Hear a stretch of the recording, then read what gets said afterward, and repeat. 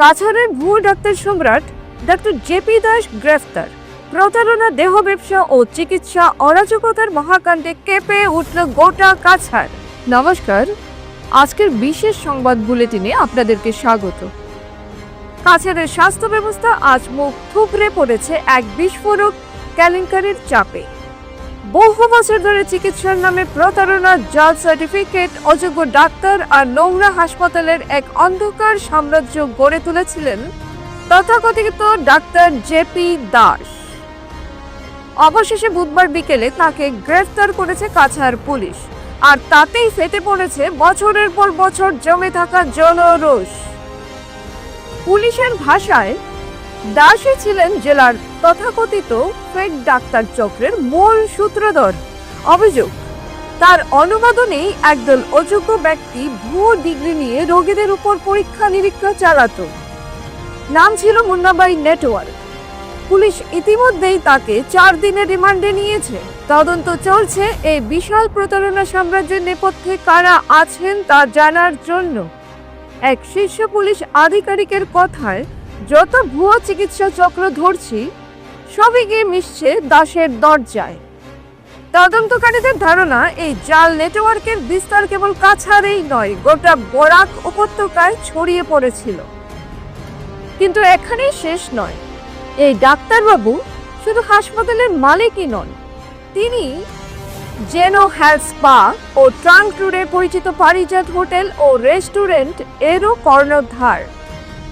অভিযোগ, এই স্পা আসলে একটি ছদ্মবেশী পতিতালয়, যেখানে ম্যাসেজ থেরাপিস্ট নামের আড়ালে চলে দেহ ব্যবসা। পুরুষ খদ্দের এলে কিছু পতিতাকে ম্যাসেজ থেরাপিস্ট বলে এগিয়ে দেওয়া হয়। 9 অক্টোবর স্পার মহিলা কর্মীদের একাংশ নিজেই ক্ষিপ্ত হয়ে রিসেপশনিস্টকে মারধর করে এবং সম্পত্তি ভাঙচুর করে অভিযোগ করে ডাক্তারবাবুর তত্ত্বাবধানে এই অশালীন দেহ ব্যবসা চলছে। আজকে তোমার যে রেন্ডিগিরি কাজ করে টাকা দেন, তুমি হেরে খুব মজবুত রাখবে। মানে কে রেন্ডিগিরি কাজ করে? এখানে সে স্পা চলে, সব রুম ওখানে স্পা চলে। মালিক কে? মালিক জেপি দাস। মানে কেন ইলিগাল কাজ হয়নি? হ্যাঁ, ইলিগাল কাজ হয়। আফ্রিকা ঢুকো গিয়া দেখবা রুমে আছে। পুলিশের তদন্তে উঠে এসেছে, বৈধ লাইসেন্সের আড়ালে তিনি নাকি সুদখোর মহাজন হিসেবেও কাজ করতেন। গরিব মানুষদের উচ্চ সুদে টাকা ধার দিয়ে সময় মতো সুদ না পেলে তাদের জামানত বাজেয়াপ্ত করতেন। মৌসুমী হাসপাতালের চিত্র আরো ভয়ঙ্কর। স্থানীয়দের অভিযোগ, হাসপাতালটি এক নোংরা, অস্বাস্থ্যকর মৃত্যু ঘর। রোগীরা চিকিৎসা পেতে নয়, বরং আরো অসুস্থ হয়ে বাড়ি ফেরেন। একাধিক সূত্রে জানা গেছে যে সেখানে বেআইনিভাবে ও গোপনে গর্ভপাতের অপারেশন করা হয়, কোনো লিখিত সম্মতি ছাড়াই। আইন, নৈতিকতা, মানবতা সবই লঙ্ঘিত হয়েছে এই তথাকথিত চিকিৎসালয়ে। বছরের পর বছর ধরে এই অভিযোগের পাহাড় জমলেও ডাক্তার দাস ছিলেন যেন অস্পৃশ্য। রাজনৈতিক সংযোগ, প্রভাবশালী মহলের সখ্যতা আর অর্থবল সবই তাকে রক্ষা করেছে।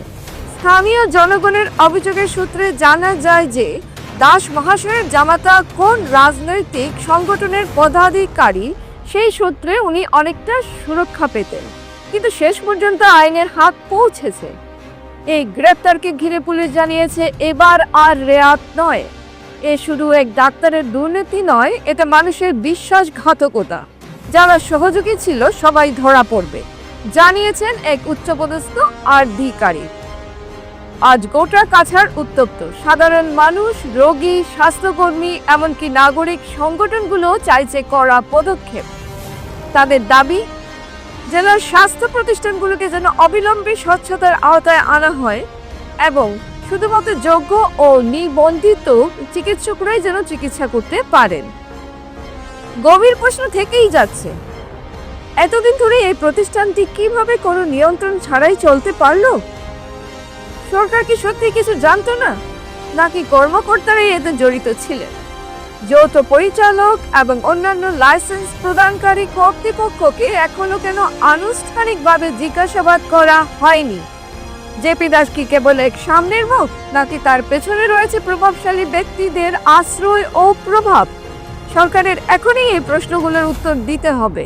এবং একেবারে স্বচ্ছ ও নিরপেক্ষ তদন্ত শুরু করতে হবে যাতে জনসাধারণের বিশ্বাস ফিরিয়ে আনা যায়। ডক্টর জেপি দাসের গ্রেফতার কেবল একজন ব্যক্তির পতন নয়, বরং এক বিকৃত চিকিৎসা সংস্কৃতির মুখোশ উন্মোচন। শিলচরের এই বার্তা এখন সারা বরাক উপত্যকায় গর্জে উঠেছে।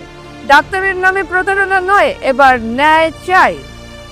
আমি Alpana, bureau report, CNN 24 news, Silchar.